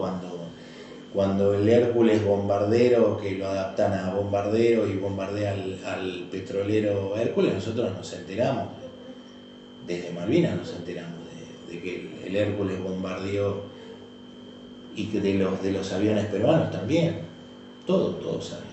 Después no se blanqueó, la Fuerza Aérea no lo pudo blanquear por cuestiones políticas y por litigios de seguros y demás cosas, después con el tiempo se blanqueó, pero eso lo sabíamos el primer día nosotros.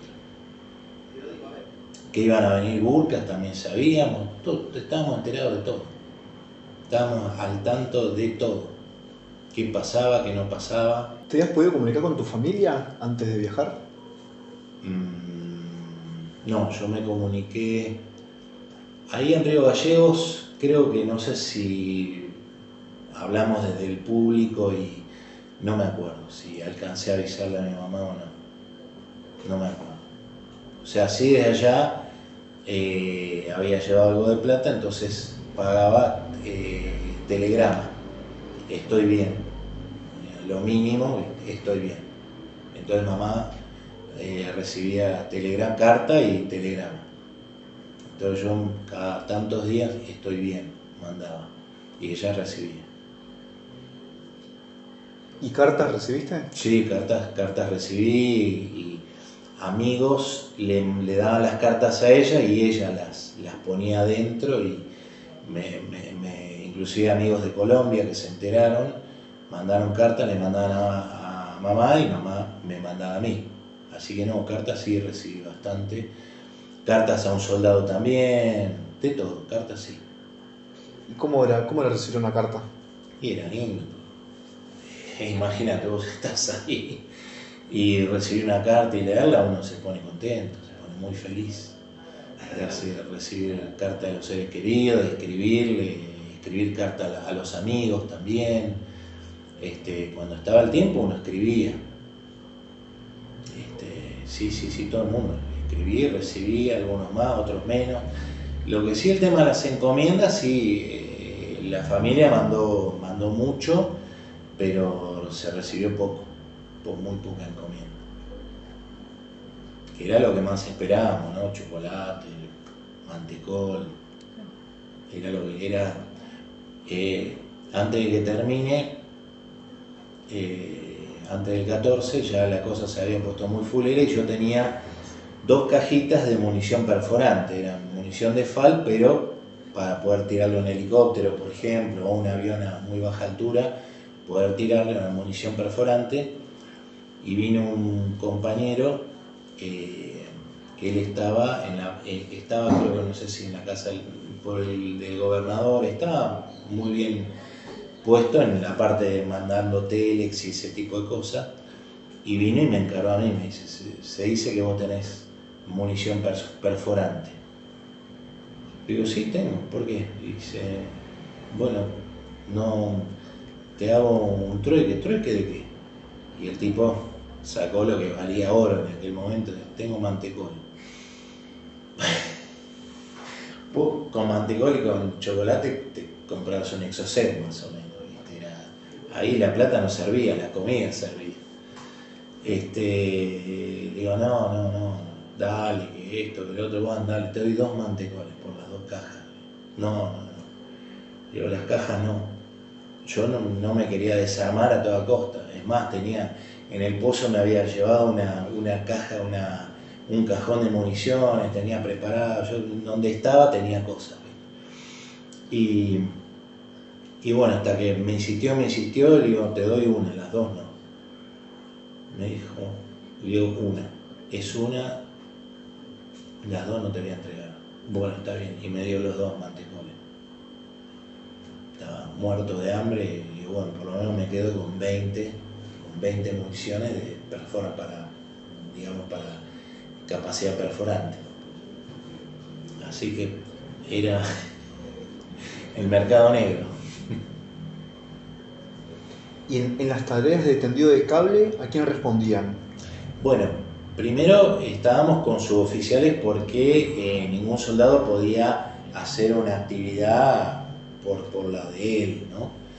Siempre tenías suboficiales u oficiales a cargo, Tuvimos un problema, tuvimos unas discusiones con ellos una vez, con los suboficiales, se armó lío, y después se armó otro problema más que en un tendido alámbrico, bueno, no sé qué es lo que pasó, trajimos el cable de vuelta, lo trajeron en una ambulancia, no sé bien cuál fue el problema, yo estaba, pero no sé bien, vino el teniente y lo recontracabó a pedo creo que el cabo primero Aguirre, no sé qué pasó.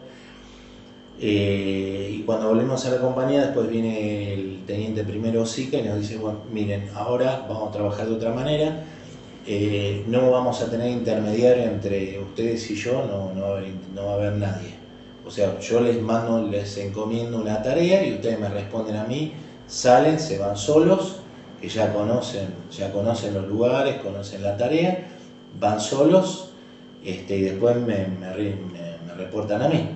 Bueno, él nos explicaba bien, era un oficial bastante piola, se podía hablar bien con él y era de muy buen trato, la verdad que era un caballero.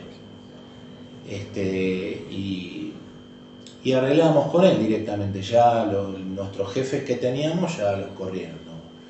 Pues ya habíamos tenido problemas y bueno, no es lo mismo un conflicto en un cuartel, que ahí te pueden meter, bueno, hubo presos, hubo estaqueamiento y demás cosas, pero no era lo mismo. Ya no, la gritería del cuartel ya ahí era otro trato, era otra situación, era diferente la cuestión, así que a nuestros jefes los corrieron y bueno, quedamos directamente con este oficial, con el teniente primero Sica, y hacíamos todas las misiones que nos iba dando y reportábamos con él directamente, ya nos manejábamos de forma autónoma, ya, directo. ¿Recordás en qué fecha fue este cambio aproximadamente?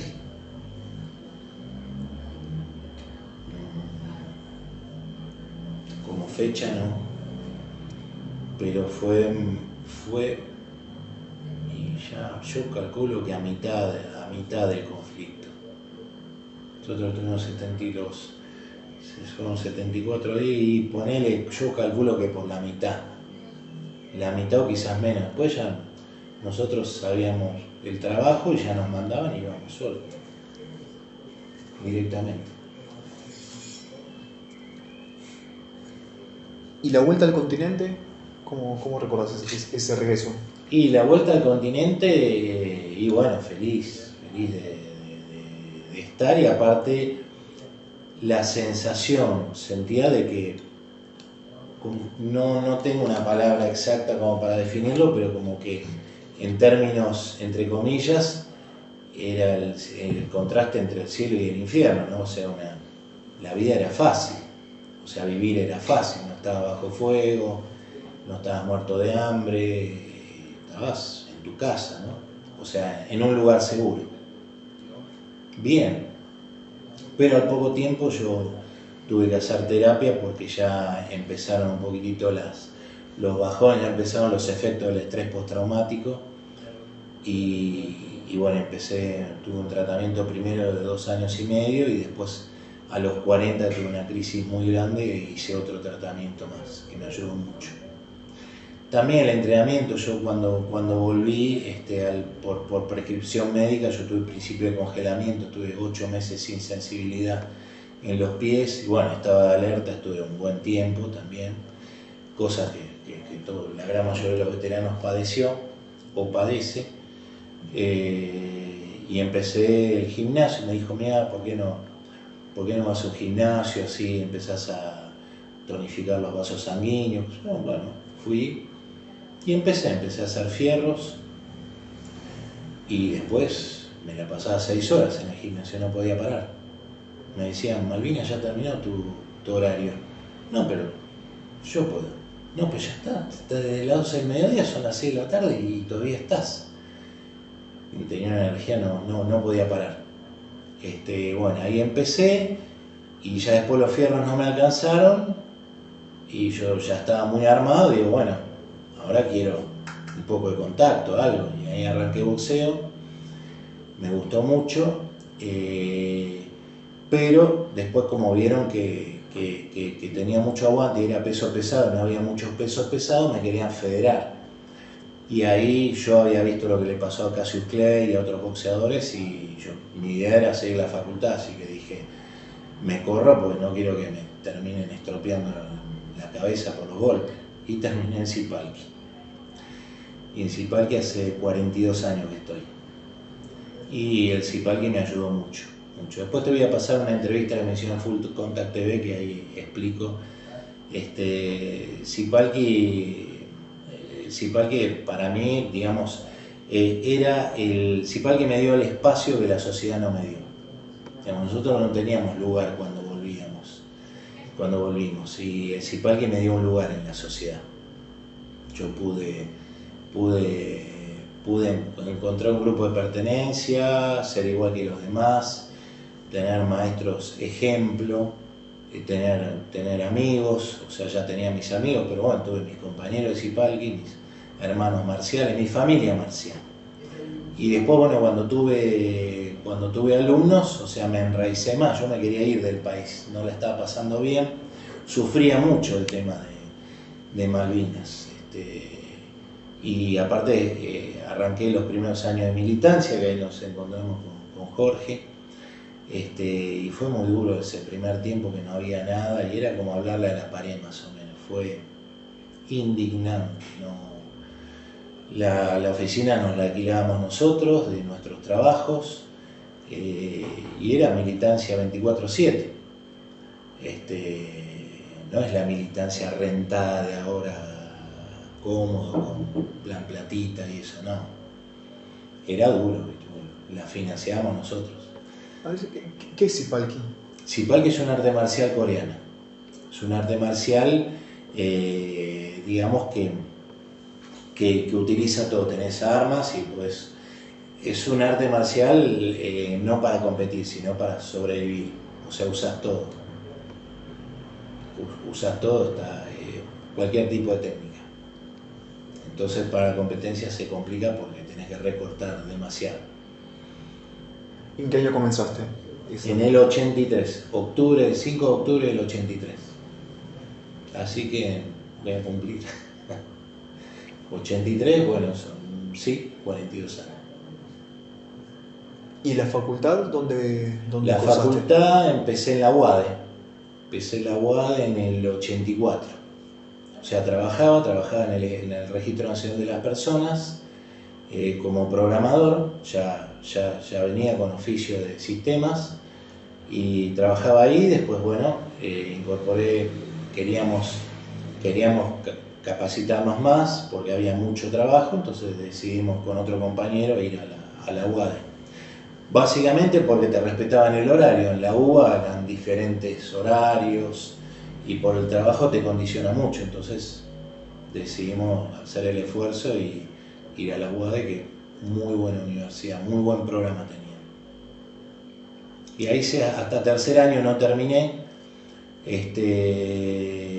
y bueno, después arranqué con medicina china en el 96. Que es, o sea, hice haciendo la migración de sistemas a la medicina china. Yo el arte marcial a mí me hipnotizó prácticamente, y todo lo oriental, la filosofía, el arte marcial, la medicina, todo me gustaba, todo me llamaba, ¿viste? Era una afinidad muy fuerte, hasta que conocí a mi mujer en el 2005, de origen taiwanés, que ella vino de Taiwán. Así que una amiga me dijo, el enfermo encontró la China, ya tiene todo, y ahora tiene al chinito, así que ya completó. Pero fue algo, la vida nos hizo encontrar, no era algo que yo lo tenía planificado, ¿no? O sea, en la vida nos encontramos. Así que el oriental en mí también me ayudó mucho, porque cuando la conocí a ella, digamos, los orientales tienen una base de confucianismo, budismo y taoísmo muy fuerte, ¿viste? En la sociedad misma, y a mí me aportó mucho, me ayudó mucho toda esa filosofía, esa práctica, cómo son ellos, a mí me dio mucha herramienta para entender las cosas, por qué pasan, cómo encararlas, cómo afrontar. Es una sociedad milenaria, con mucha historia y con mucho para compartir, y aproveché la oportunidad y sigo aprendiendo. Así que, y la medicina china, digamos, me motivaron mis maestros coreanos que me hicieron la acupuntura, y para mí fue como un flash, ¿no? Yo en una de las sesiones dije, yo quiero acupuntura y Sipalki para mi vida. Y bueno, hoy es acupuntura y Sipalki para mi vida. Así que acá estamos. ¿Y cuándo completaste esa transición, dedicarte 100%? Cuando me recibí de doctor en acupuntura, o sea, hice diferentes formaciones, cursé más o menos 7 años con diferentes maestros, y con la doctora Cecilia Cáceres, que fue más una formación ya más universitaria. Bueno, nos dijo de que había la posibilidad que vinieran de la Federación Mundial a tomar examen a la Argentina para postularse en doctor en acupuntura. Dije, mi oportunidad es lo que estaba buscando. Y en el examen eran la mitad eran taiwaneses y la mitad argentinos. El examen, nunca he rendido cosas difíciles, tanto en Sipalki como en medicina china acá, pero el Comité Internacional, ese examen fue durísimo. Fueron 2 días de examen, 5 materias en 2 días. No había promedio, o sea, si una materia salía mal, había que volver a rendir. Así que era matar o morir. Así que bueno, nos preparamos un año para ese examen, tuvimos clase y un año, y el último mes un taiwanés me dijo, Andrés, no trabaje, estudie todo el día y no atienda, no haga nada. Y yo empezaba a tener más pacientes, digo, ¿qué hago? Y le digo a May, digo, bueno, le voy a hacer caso a lo que él me dijo. Y eran 10 horas todos los días, estudiando todos los días, me dedicaba a eso, y menos mal que lo hice, porque el examen fue durísimo, duro. En los choice eran choice de 100 preguntas con 5 respuestas, o sea, eran 500 posibilidades. Vos tenías que hacer una estrategia. Nosotros nos decían, no se queden pensando, ustedes van mirando y la que saben contestan, la otra la dejan segunda pasada, las que van contestando, si no terminan, no les da el tiempo para el examen. Y los chinos a la hora 45 me pedían el examen, y digo, 1 minuto, y me hizo 1 hora 45 es 1 hora 45, no es ni más ni menos. Me sacó, ya lo tenía armado el examen, pero bueno, me faltaba alguna que otra y no hay tutía, listo. Cuando ya me recibí, ahí ya pude cortar, digamos, 100% con sistemas. Y había algunos clientes que me decían, no, Andrés, acá en la fábrica entras vos, no entra otro. Digo, soy doctor en acupuntura, ahora ya solté. No, tenés que venir vos, me decían. Vos tenés que venir.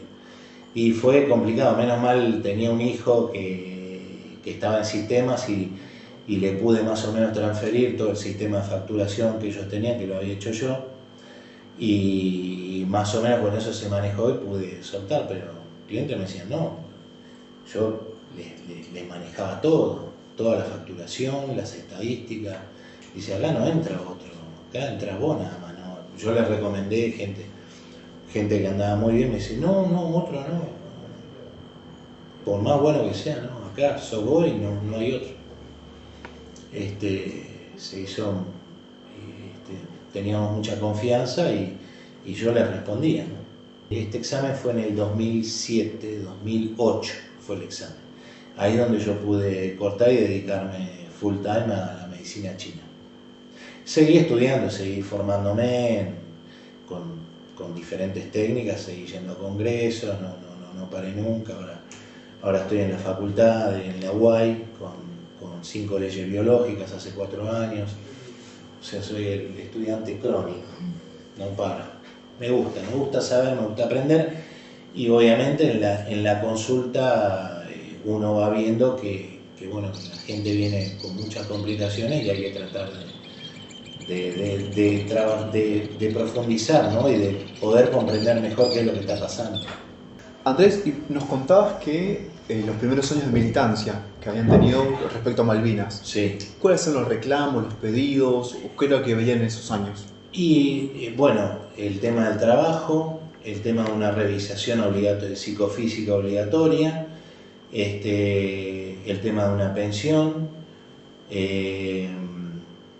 y básicamente sí, trabajo, salud, algún tipo de pensión, básicamente esos eran los reclamos. Las necesidades más básicas que teníamos, pues no teníamos, o sea, muchos fueron absorbidos por el Estado en diferentes organismos. Yo entré por palanca, porque no encontraba trabajo, y por un contacto entro en el Registro Nacional de las Personas, que ahí estuve 3 años. Ahí hicimos el primer padrón electoral sistematizado, ya impreso en una impresora láser, había 12 en el país, así que fue una linda oportunidad de aprender y de poder, digamos, en ese momento ya se venía a transicionar a la democracia, así que, digamos, participar en el padrón y en el primer padrón sistematizado fue interesante. Y aparte que de ese trabajo quedaron amigos que es el día de hoy que nos vemos y que estamos en contacto, gente que quedó para siempre. ¿Y qué te llevó a participar de esas organizaciones de veteranos? Bueno, yo primero prácticamente no tenía, no me acuerdo, tenía muy poco contacto con algunos, y una vez yendo en colectivo veo en 11, veo un afiche que dice Congreso de Excombatientes en Morón. Cuando yo veo eso me desesperé.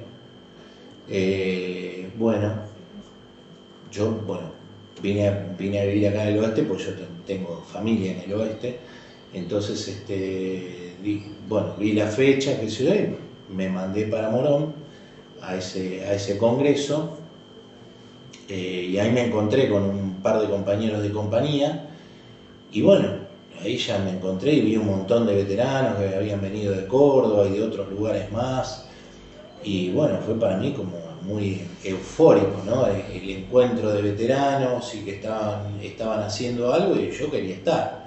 Fue un impulso, no era algo proyectado ni nada, sino que me encontré y ahí, venía a la reunión, sí, voy, dame la dirección, teléfono, y empecé a participar.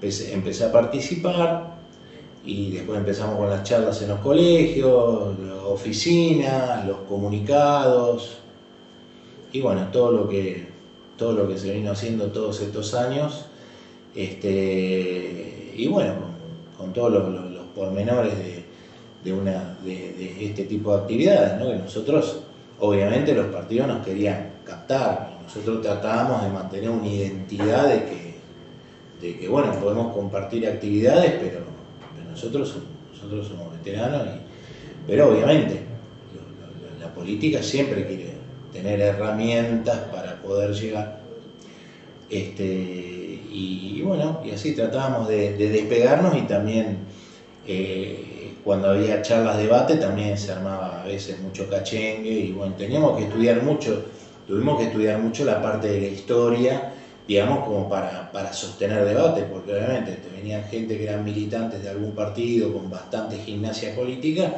y viste, te ponían en situaciones medio incómodas, viste, y uno tenía que despegarse, porque decís una palabra, estos son estos, otra palabra, estos son estos, estos, viste. Entonces teníamos que mantener una identidad propia, ¿no? De que nosotros somos esto y trabajamos en pos de esto. Así que sí, hubo mucho. Aparte, bueno, se venía vino la democracia, entonces había todo ese momento que estuvo tan reprimido de política, claro, se politizó todo al extremo. Así que bueno, y después vinieron las típicas divisiones, es como todo, ¿viste? Se va creciendo y bueno, primero hay algo unificado y después, bueno, los que se fueron yendo para otra línea o están por otra línea, y bueno, pero se fue construyendo, y después tomó, a medida que los veteranos nos fuimos encontrando con nuestras compañías, en nuestros lugares de donde vivíamos, ya tomaban partido los municipios. Ya empezaron, antes los actos, hacíamos el acto en el obelisco y todo el mundo al obelisco, o sea, siempre eran actos centralizados. Después se empezaron a descentralizar los actos, ¿no? Por provincia, municipio, etc. Y se fueron organizando, digamos, de esa manera. Y ahí es donde los municipios, más o menos en los años 2000, del 2000 en adelante, es donde empiezan a dar un espacio a los veteranos, ¿no? A que armen su centro, que tengan un teléfono y una oficina mínimo.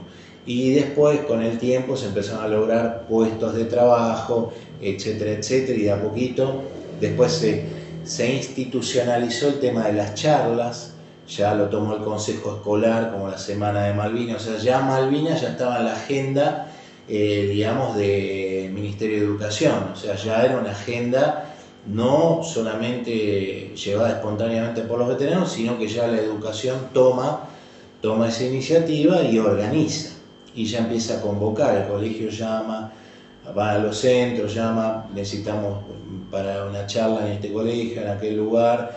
La cosa empezó a fluir, ya se fue replicando nuestro trabajo, se fue difundiendo a nivel nacional y entonces, bueno, fue tomando forma, ¿no?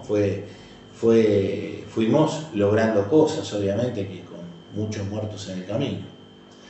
El plan de salud mental lo hemos desarrollado nosotros, lo elaboramos y lo inauguramos en Morón y en Cava, prácticamente en el mismo momento, algo en el año 2000 más o menos.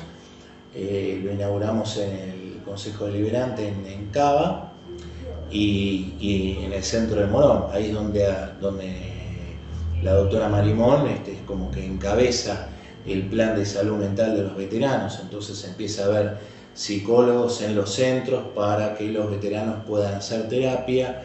Y bueno, las coberturas médicas, el PAMI empezó a tener oficina de veteranos de guerra en su interior, porque nosotros queríamos salirnos de PAMI, pero legalmente, judicialmente no podíamos. Y si quieren otra, páguense alguna obra social si quieren otra cosa.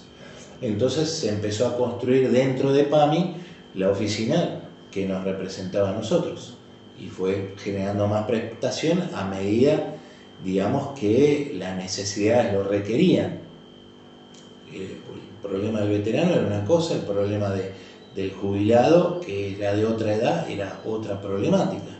Entonces se fue haciendo en el camino, se fue construyendo la cobertura, digamos, social que hoy por hoy es muy buena para nosotros. Ha solucionado muchos problemas, obviamente que el problema de Malvinas se tendría que haber tomado antes, pero bueno, ya sabemos en dónde vivimos y las cosas que pasan. Entonces, bueno, pero toda nuestra militancia, todo nuestro trabajo de tantos años dio sus resultados, sus frutos, monumentos, actos, las charlas. Ya el veterano no es un bicho raro, digamos, sino ya está incluido en lo social, el día, y ya tenemos día, o sea, también, o sea, tenemos la presencia, ¿no? Digamos, y generamos nuestro propio espacio y la gente hoy por hoy lo reconoce ese espacio. La gente hoy respeta de otra manera que antes no. Antes era diferente la cosa.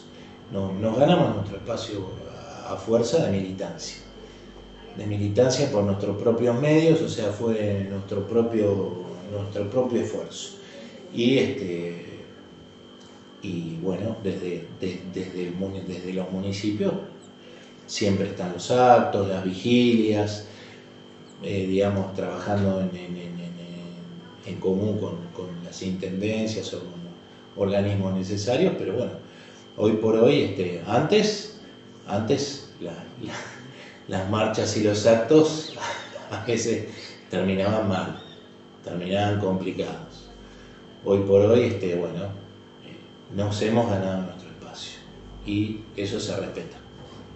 Andrés, ¿y esta primera reunión en Morón, en qué año fue? Eso fue en el año 83. Muy, muy calentita la cosa. O sea, al poco tiempo de llegar, yo ya me incorporé a la militancia, en los primeros centros. ¿Y con tus compañeros de la compañía? Los compañeros de compañía nos terminamos de organizar a los 20 años de Malvinas, más o menos. Empezamos con unas reuniones de 3 o 4. Che, vos no tenés teléfono de otro. Sí, mira, yo tengo el teléfono de tal, yo tengo el de tal. Bueno, llamemos. Primera reunión 4, segunda reunión 4, tercera reunión ya éramos creo que 14, cuarta reunión ya 25. Y ahí ya fue exponencial, ya se multiplicó fulano, mengano, y bueno, ya vinieron las redes, ya vinieron las redes por internet, y bueno, eso ya también facilitó mucho, muchísimo. Y bueno, y ya nos fuimos juntando y fuimos teniendo nuestros días de reunión generales y después de reuniones de los que se reúnen con los que más afinidad tienen.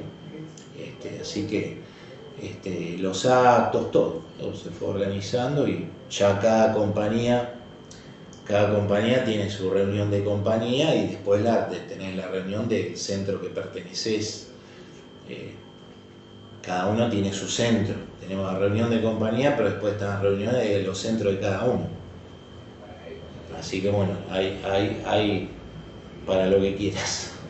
¿Y qué sensación tuviste cuando la compañía dejó de estar su asiento de paz en Capital?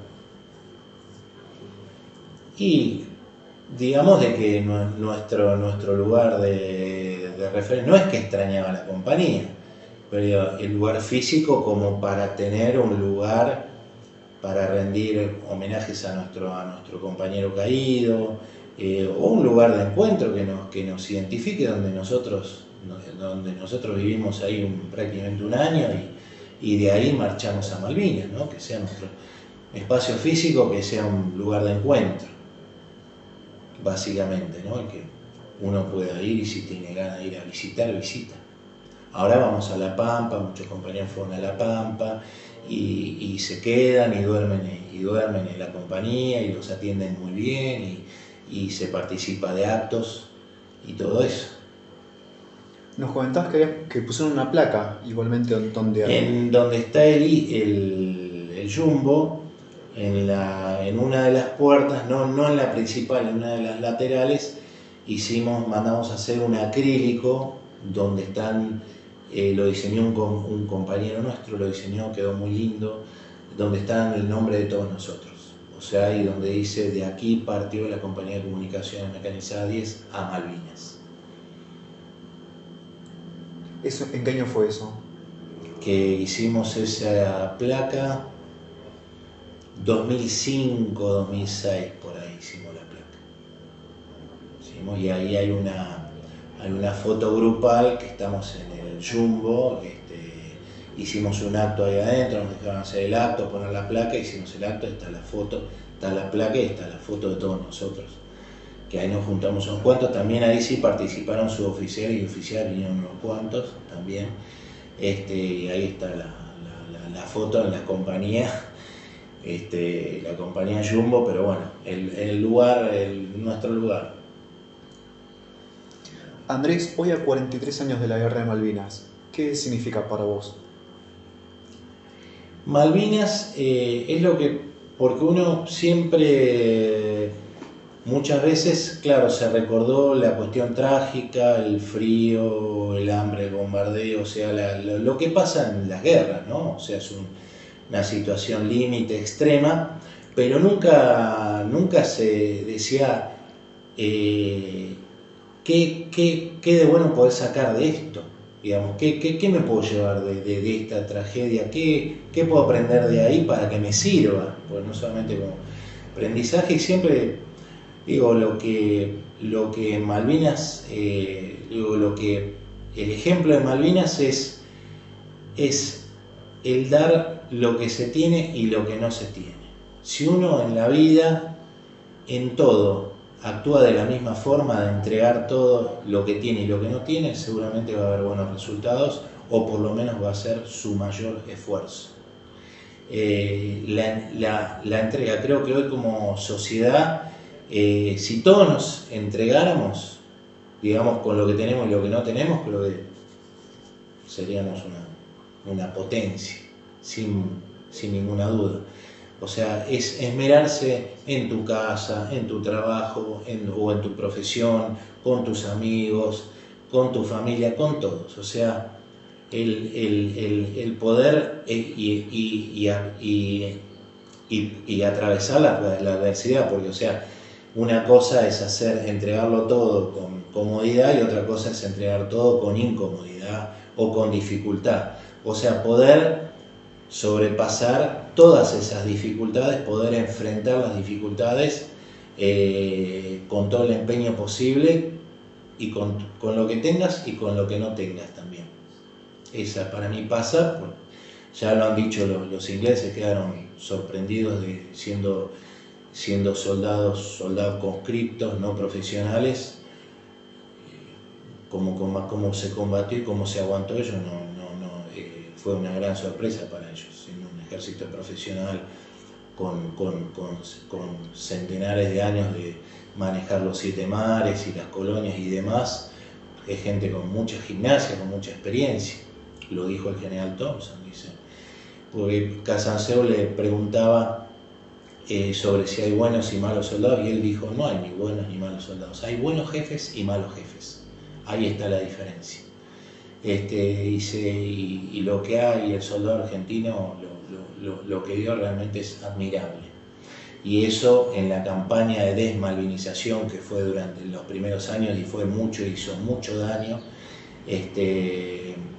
y esa subestimación al soldado argentino, a todo, dejemos de lado las decisiones de recuperar las Malvinas, que ese es otro tema, digamos, pero lo que nosotros juramos por la bandera, nosotros lo cumplimos. Y hubo una gran etapa que nos hizo mucho daño con el tema de la desmalvinización. Hoy con las redes sociales y todo lo que se viene construyendo, eso, gracias a Dios, está mermando, y hoy por hoy se sabe otra historia, y más los medios de comunicación, ya no se puede tapar el sol con la mano. Así que yo creo que la gran enseñanza que uno puede tomar de Malvinas es la entrega, la confianza, y no importa que digamos la adversidad sea importante, que uno la puede atravesar, a mí he pasado por muchas, y con ese espíritu que yo le llamo espíritu de Malvinas, con ese espíritu de Malvinas se puede atravesar y se puede superar. Veterano de guerra Andrés Ayala, muchas gracias por su testimonio y por todo lo hecho por la patria.